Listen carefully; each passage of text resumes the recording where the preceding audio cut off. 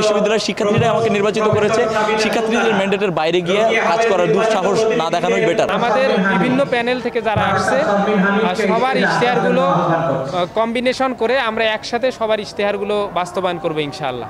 আলহামদুলিল্লাহ, আল্লাহর ফয়সালা, আমরা ফাইনালি 35 বছর পর আমরা 17তম রাকসু প্রতিনিধি আমরা হতে পেরেছি এবং রাকসুটা বাস্তবায়ন হয়েছে। এই জন্য বিশ্ববিদ্যালয় প্রশাসনকে অসংখ্য ধন্যবাদ।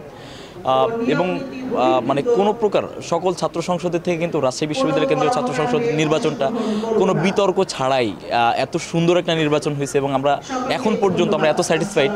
আমাদের যারা প্রতিদ্বন্দ্বী ছিল বা যারা বিজিত ক্যান্ডিডেটরাও কিন্তু তারা মানে এই নির্বাচনটা নিয়ে তাদের কোনো প্রশ্নই নাই এবং এটা আমাদের পরম পাওয়া। আমরা চাই যে 18তম নির্বাচনটাও খুব সুন্দরভাবেই হবে এবং আমরা এটা আশাবাদী 1 বছরের মধ্যে আমরা এটা বাস্তবায়িত হবে। আমাদের সম্মানিত যারা দায়িত্বে ছিলেন তাদের প্রতি অকৃত্রিম ভালোবাসা এবং কৃতজ্ঞতা যে দল মতের ঊর্ধ্বে গিয়ে যে তারা এই নির্বাচনটা বাস্তবায়ন করতে পারছে।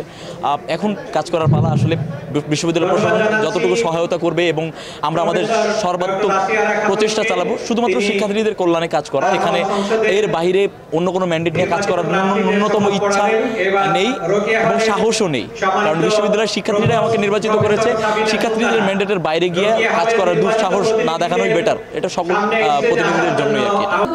অনেক জল্পনা কল্পনার পর রাকসু নির্বাচন অনুষ্ঠিত হলো এবং রাকসু নির্বাচন অনুষ্ঠিত হওয়ার পর আজকে শপথ আমরা গ্রহণ করলাম। আমরা শপথ গ্রহণ করার মাধ্যমে 35 বছরের অচল অবস্থা ভেঙে গেল এবং দীর্ঘ 35 বছর ধরে যে নির্বাচন হয় না সেই নির্বাচনের একটা পরিপূর্ণতা পেল। তবে এখনই পরিপূর্ণতা পেল আমরা বলছি না।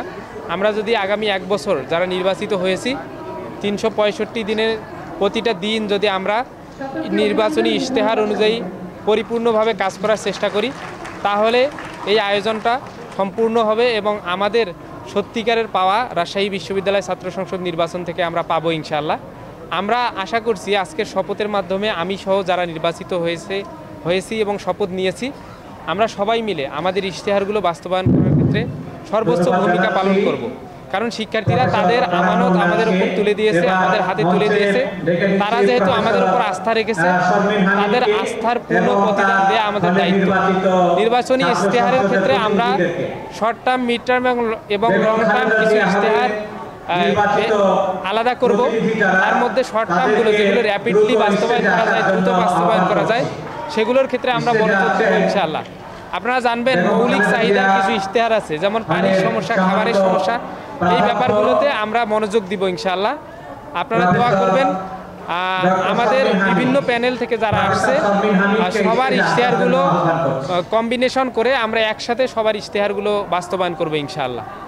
ইতোমধ্যে যেহেতু নির্বাচন হওয়ার 10 দিন চলে গিয়েছে, আমরা ইতোমধ্যে বিভিন্ন সংস্থার সাথে কথা বলেছি আমাদের ইশতেহারগুলো বাস্তবায়ন করার ক্ষেত্রে, আর্থিক সহযোগিতার ক্ষেত্রে বা সামনে তাদের সাথে কোঅর্ডিনেশনের ক্ষেত্রে যেন আমাদের পথটা সুগম হয় সেই পথের ব্যাপারে আমরা আগেই কিছু সংগঠনের সাথে, কিছু প্রতিষ্ঠানের সাথে দেখা সাক্ষাৎ করেছি। আপনারা দেখেছেন আমরা ইতোমধ্যেই শহীদ শামসুজ্জোহা স্যার সহ জুলাই বিপ্লবের যে 2 জন শহীদ তাদের পরিবারের সাথে দেখা করেছি, তাদের কবর জিয়ারত করেছি।